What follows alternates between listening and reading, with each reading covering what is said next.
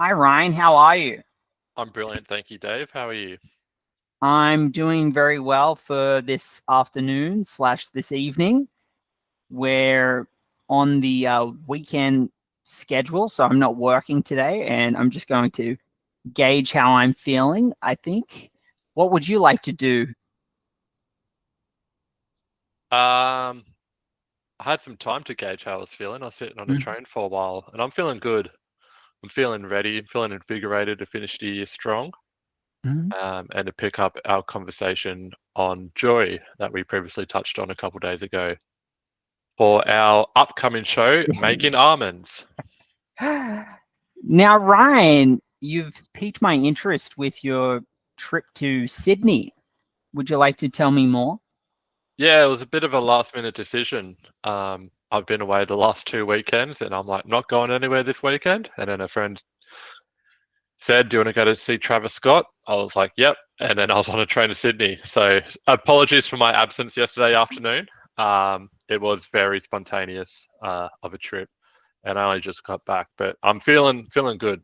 I'm glad I went down. It was a bit of an expensive trip, but it's not about the money; it's about the experience. So yeah, What was the most joyful part of the trip? the most joyful part of the trip. I love anticipation. When something's upcoming, and then obviously I don't have expectations. I just am excited for it to happen. And then when it finishes, but it's right in that middle point, that sweet spot in the middle where you can just be like, I'm here now to enjoy it. 2 hours ago, I was on a train here. 2 hours away, it'll be all over, said and done. But it's in that moment when you're there. That was definitely the best part. Okay, so are we talking about the long moment of the whole concert? Was there a It's, particular it's right in the sweetest middle. of the sweet? It's right in the middle between the anticipation and end, and it's just like it's when you're in it and you're living it, because Hmm. um that's what it's about. Do you Yeah. have any protocol that you follow when you're at a concert? Do you try to capture the moment with your phone, or do you try to avoid that? You in the Um, middle? Bits and pieces. It depends on who I'm going with, who I'm Hmm. seeing, and I guess where I'm situated in the crowd.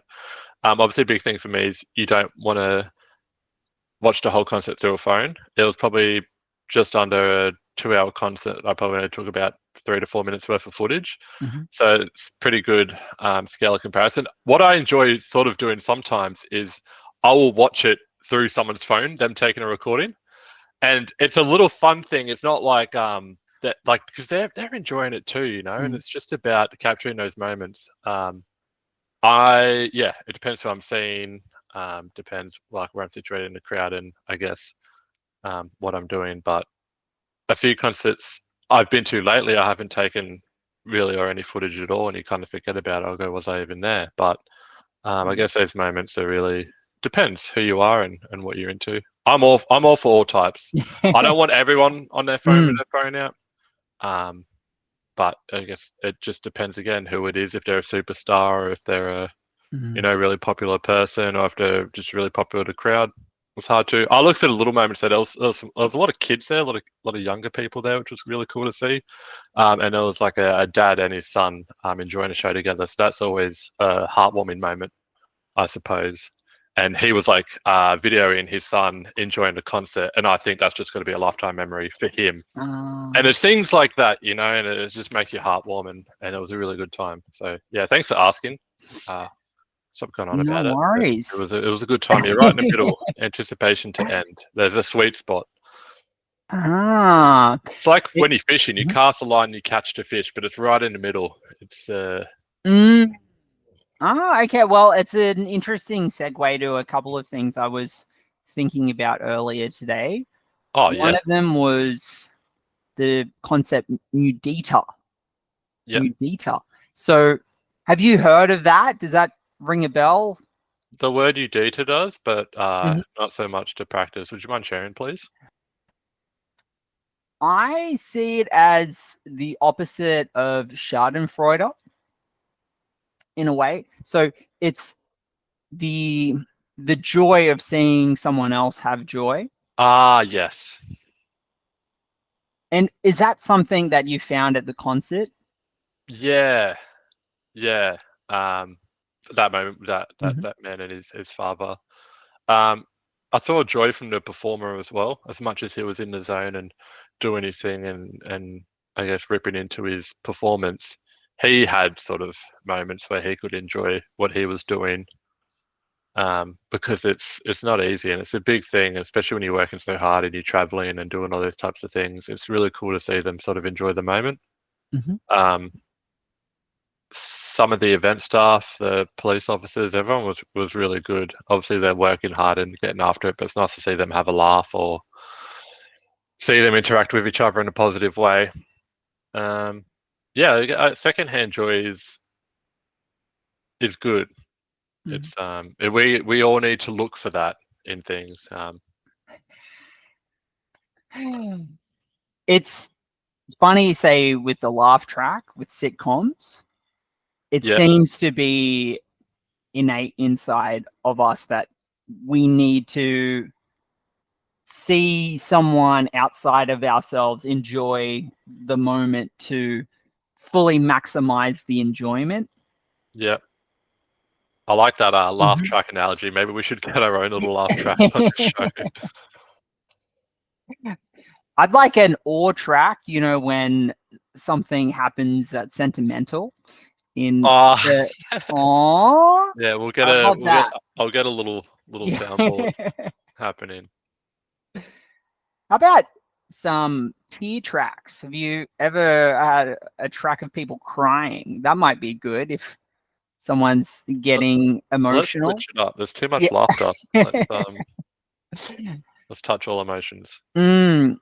And one other thing that I was thinking about regarding joy, I read something that anticipation is the maximum part of joy, but you might disagree with your thing. It was right in the middle. Yeah, Someone used the example of, say, when you're going out yeah, to a club, and I haven't clubbed for a while, but the feeling of walking to the club and then walking inside the club for the first time,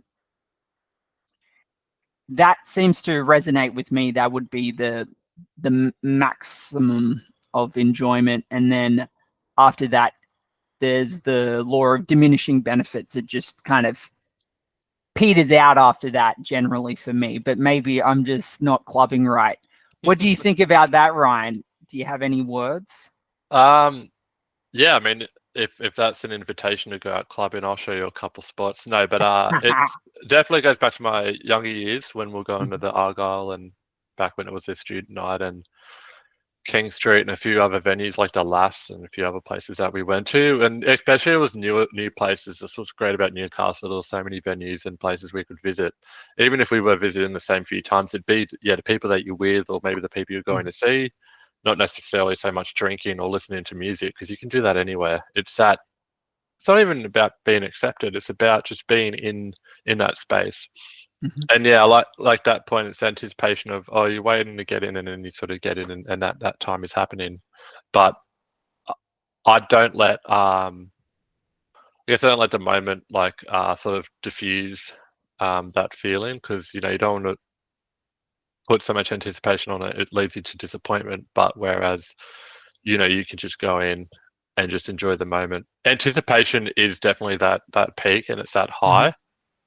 But for me, I get the most joy out of just being there in the moment, and time is the most valuable thing we have, Mm, um, from an invaluable source. So I like to just get in there and just enjoy it as much as I can. indeed. It might be like a three-course meal. Yeah, a little bit. So Some you people can like get, dessert, some people like spring rolls, yeah. some people just want the steak. Mm, What about you? How do you find anticipation and I guess the lead up, or mm. maybe the entrance into a venue or Yeah. a event? Okay, that leads to another thing I was thinking about, the idea of desire and Yes. how we can enjoy the feeling of desire in itself. It can be bracketed. So this is a little bit abstract, but I've got a poem here if we need to add some more context to what I'm saying. Please share. But, Please share. okay. Would you like me to read some of it? I would love for you to recite all of it. Okay, all right. This is just coming from the dome. This is called Love Dogs by Rumi. It's a poem that I read with my partner recently. So we've been reading Rumi when we go to bed. So the poem starts with, one night a man was crying, Allah, Allah. His lips grew sweet with praising until a cynic said, so I've heard you calling out, but have you ever gotten any response? The man had no answer to that. He quit praying and fell into a confused sleep. He dreamed he saw Kadir, the guide of souls, in a thick green foliage. Why did you stop praising? Because I've never heard anything back. This longing you express is the return message. The grief you cry out from draws you toward union.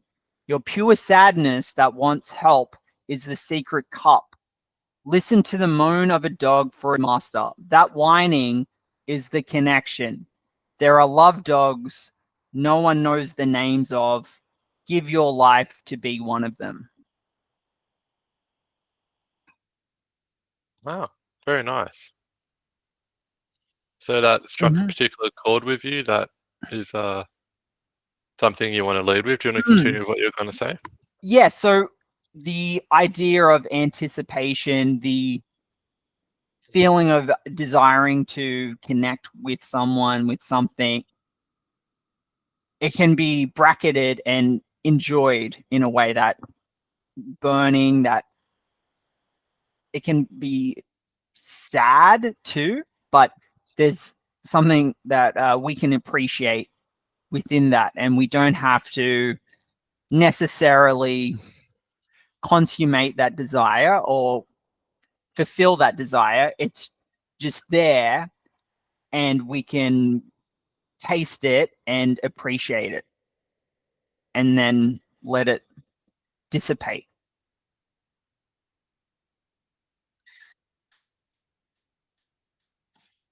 Have any of your recent experiences made you think or feel anything like that?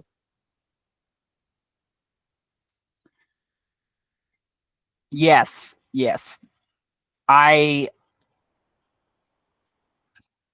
What would it be? Okay, I just kind of go around the world in my life, and I connect with this person and that person, strangers, and it's really nice. And I think, oh, wow, I would love to get to know them more, but it doesn't really eventuate.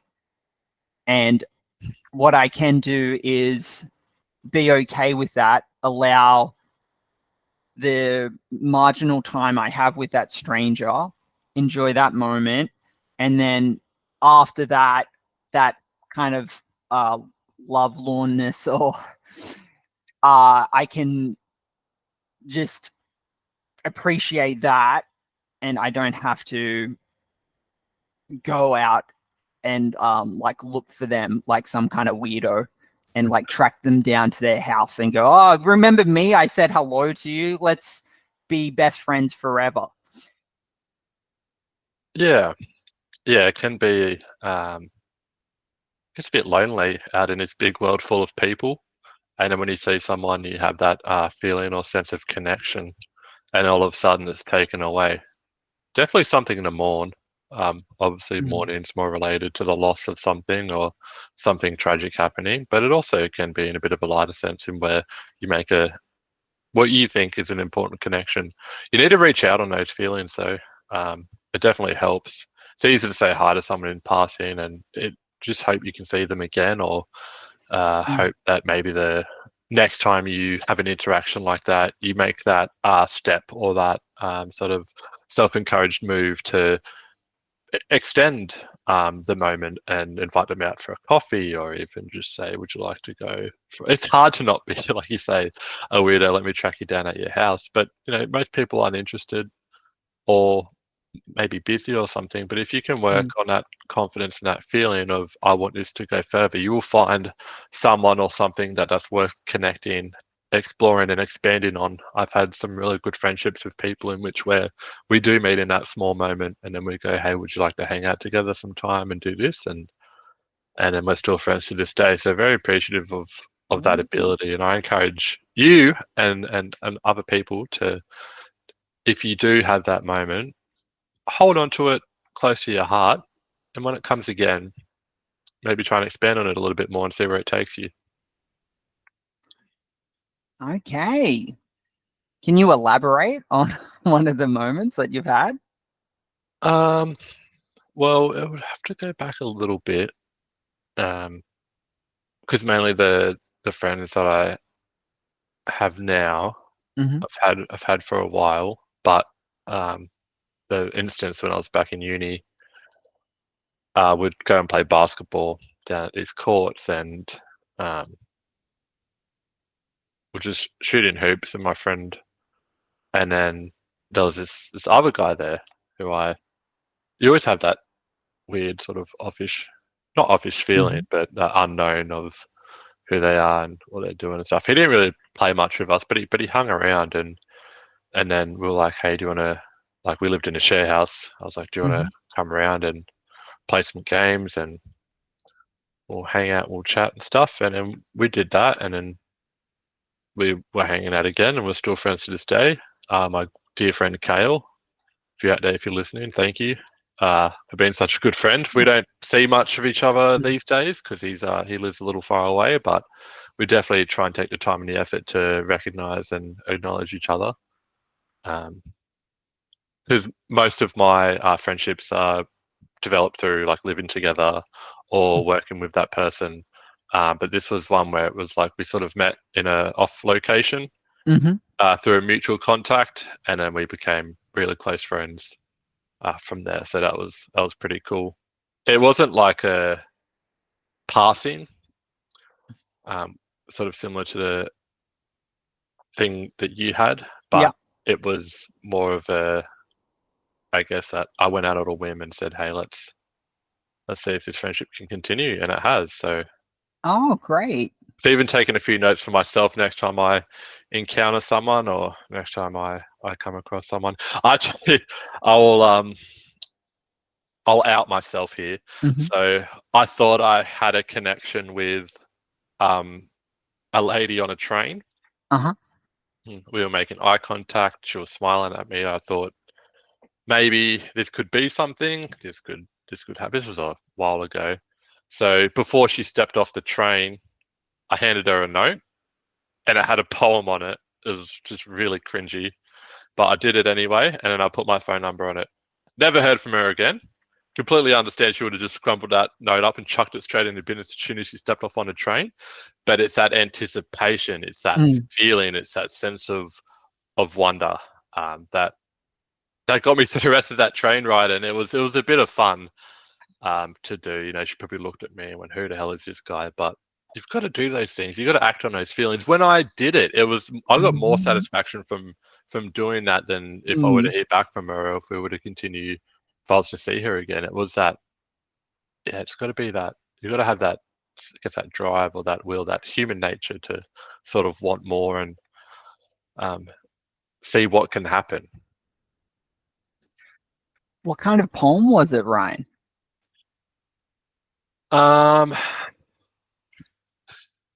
It was a poem. It was only 4 lines. Oh, God, I don't know if I can remember it. Roses are red. Sorry? Roses are red, one of those ones, or a little bit. Yeah, it was. It was. I think it was something to do with the you're train. bringing your A game, Ryan. Okay, very good. A little bit. It was something to do with the train line we were on. It was like the T1, and then I said I would like to see you for dinner. I just put a little thing together, and maybe it was my handwriting or my penmanship that let me down. Oh, you should have paid closer attention in year 3 to Oh, Mrs. Appleboom. Oh, damn. should have paid a lot more attention in school, but my Ah. creative writings never let me down until that day. So it Oh, was good, okay. but that's what I mean. Sort of a bit of an embarrassing tangent there, but Did you like get a pen license in year 3? I did. Okay, all right. I don't know if I still have it. If I do, I'll bring it out for next Oh, episode. okay. This Because sounds like I kept things like that. maybe. Are you sure? It seems like you're kind of flim-flamming a little bit. Oh, I've got it somewhere. Trust me. I I kept a need lot of evidence, stuff from right? school. I got my pen license in year 2 and year 3. Fun fact, You got 2. before we go back into the conversation, there was one time I was on detention Mm-hmm. in year 6, Miss Kelly, and we were sitting, it was lunchtime, we were sitting in there. I was almost on detention way too much. Surprised we're not in prison. Anyways, I was in detention and we're writing lines. So we never really wrote lines, but there was like obviously something they needed to get into my head. So I was writing lines and I was doing writing, and I was just on a bit of a thing. And I did like 5 or 6 pages and she comes over and she looks and she goes, "Oh, wow, that's really nice handwriting. You can go enjoy the rest of your lunch now." So my handwriting got me out of detention. So Ooh, maybe I don't need a pen okay. license. But not in a date. Out of detention, but unfortunately, Ryan, that's sucks. But Hey, free time's better anyway. than my time. Okay, very good. Do you have any notes to wrap this thing up with? Not particularly. I feel like Okay. I got off a bit more than I expected to. Did you feel like you covered everything in the things you were thinking about earlier today, and I guess some of the experiences you've been having? I think I'm done. I think I'm all emptied out. I just got here after a run, so I'm maybe a little bit more at peace in comparison to other episodes. That's good. So we'll finish off. Tell us what you're going to be doing tonight, or maybe other ways that you may try and experience or appreciate joy for the rest of your weekend. I'll be reading this guy. I'll see if I can find a short little poem for the end. Okay, how about this? Random. The morning wind spreads its fresh smell. We must get up and take that in. That wind that lets us live, breathe before it's gone. Remember that one for the train trip next time, Ryan. Okay. Might have to get that book off you. Do some copy and pasting. Take care, my friend. How about yourself? What are you going to be up to? Just a bit of self-care, just going to the gym. And just enjoying one more week off work. Thanks for your time today, Dave. Work on those finger muscles. I will. So, penmanship up to 100. Penmanship will be at 200. Okay. Thank you for today. Thanks, Ryan. Take care, Dave. Bye.